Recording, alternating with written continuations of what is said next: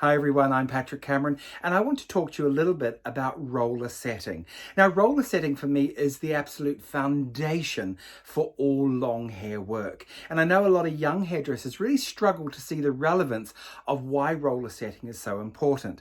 Well, the reason it's so important is that we can understand movement. So when we angle rollers at different angles, we can brush the hair out and the hair will respond in quite different ways than a blow dry or a tong. So I'm going to take you through a little collection of sets that are my favorite to share with you so you can just see exactly why roller setting is so important.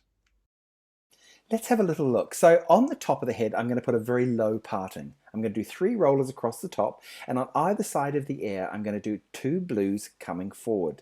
Now, the rest of the set is what I call a drop set, like a wagon wheel. All the rollers go all the way around, dropping off base. Let's have a closer look at this. So here's our back area. So it's like a wagon wheel. It goes all the way around. As you can see there, those are my reds that have dropped around like this. At the very front on either side of the ear, you can see there now I've got 2 blues that are wound forward.